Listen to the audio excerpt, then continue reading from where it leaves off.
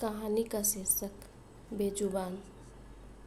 विकास बचपन से ही गुस्सैल था। हर छोटी छोटी चीज़ों पर चिल्लाना उसकी आदत थी। अपने भाई बहनों पर हाथ उठाना, उसे मारना पीटना उसका शौक बन गया था। अपने माता पिता का भी बात नहीं मानता था। उसके माता पिता अपने दूसरे बच्चों को ही हिदायत देते कि क्यों उससे उलझता है। जैसे जैसे वो लोग बड़े होते गए, उनके बीच दूरियां बढ़ती गई, लेकिन इन सब खामियों के बावजूद विकास विलक्षण प्रतिभा का मालिक था। दिखने में आकर्षक, पढ़ने लिखने में तेज तर्रार। युवावस्था में पहुंचते ही एक बड़ी कंपनी में नौकरी लग गई। अच्छा खासा तनख्वाह मिलता था। मुंबई में रहता था। फ्लैट, गाड़ी, सारी सुख सुविधाएं बहुत ही कम उम्र में जुटा लिया था। उसके अपेक्षा उसके भाई बहन कमतर रह गए। अब उसके माता पिता उसकी तारीफ करते नहीं थकते थे। शादी का समय आया तो उसकी माँ देखभाल कर आरती को पसंद की। आरती दिखने में बहुत खूबसूरत थी। उसके माता पिता के साथ विकास को भी आरती एक झलक पे पसंद आ गई। विवाह होकर आरती आई।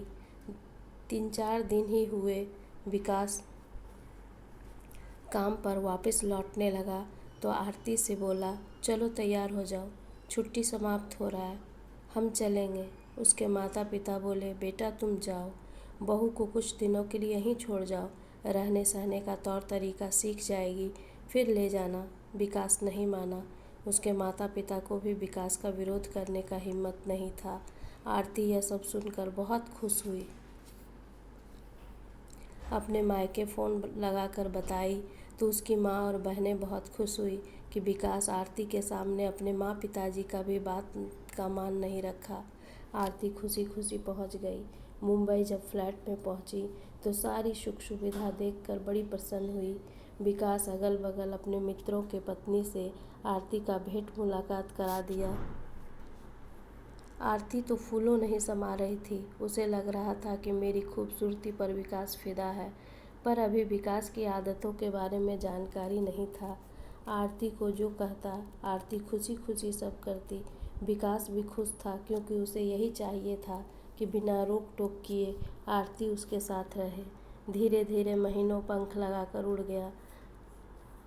आरती को पता ही नहीं चला कि वह कैसे विकास के हाथों का खिलौना बनकर रह गई। पर ऐसी ज़िंदगी कितने दिनों तक चलता है। आज पहली बार आरती विकास से बहस कर ली। फिर क्या था, विकास एक थप्पड़ जड़ दिया। आरती दर्द से कराहने लगी। विकास ऑफिस चला गया। ऑफिस में थोड़ी देर बाद जब उसका गुस्सा शांत हुआ तो आते समय आरती के लिए एक सुंदर सी साड़ी लेकर आया। घर पहुंचा, दरवाज़ा खोली और कमरे में चली गई। विकास कमरे में आया और आरती को समझाया कि मुझे गुस्सा मत दिलाया करो। साड़ी दिखाया। साड़ी देखकर आरती खुश हो गई। आरती से पूछा, किसी को बताई तो नहीं?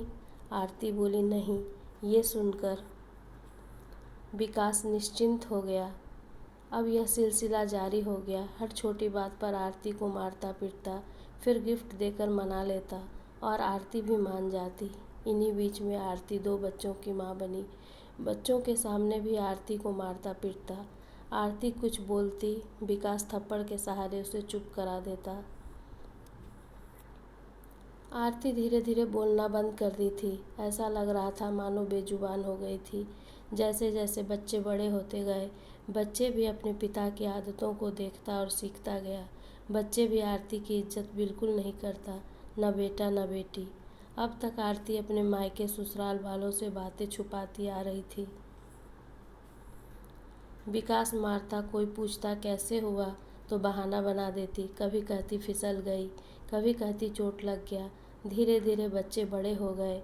बच्चे भी अपने माता पिता की लड़ाई के बारे में किसी को नहीं बताते।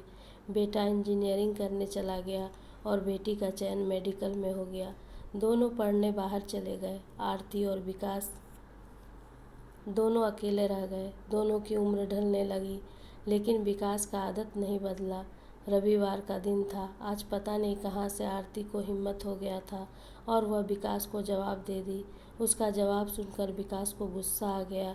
उसी गुस्से में आरती को 2-4 थप्पड़ जड़ दिया और धक्का देकर घर से बाहर निकल गया। आरती का अब उम्र हो चुका था, शरीर कमज़ोर हो गया था। उम्र के ढलान पर छोटी छोटी बीमारियां घेर लिया था। विकास गुस्से में निकला, यह भी नहीं देखा कि आरती कहाँ गिरी, कहाँ चोट लगा। विकास निकलकर अपने मित्र के घर पहुंच गया। मित्र की पत्नी मायके गई हुई थी, कई दिनों से विकास को बुला रहा था। वहीं रात को खाया पिया सो गया। सुबह उसकी आंख खुली जब उसका फ़ोन बजा। फ़ोन पड़ोसी का था। वह बोला, भाभी जी बाथरूम में फिसल कर गिर गई है, जल्दी आइए। विकास को तो सच्चाई पता ही था, लेकिन नाटक ऐसा किया जैसे उसे कुछ पता नहीं था। घर पहुंचा तो देखा कि आरती का सर फटा हुआ था, खून बिखरा हुआ था, उसका शरीर ज़मीन पर पड़ा था। सारे परिवार के लोग आए, रोना धोना शुरू हो गया। किसी को शक नहीं हुआ, किसी ने ऐसा कुछ सोचा ही नहीं, क्योंकि आरती कभी किसी को बताई नहीं थी कि विकास उसके साथ मारपीट करता है। दोनों बच्चे हॉस्टल से आए, सब कुछ देखकर समझ गए, लेकिन किसी से कुछ नहीं कहा, जैसे आज तक कुछ नहीं कहा था, चुप्पी साधे रहा।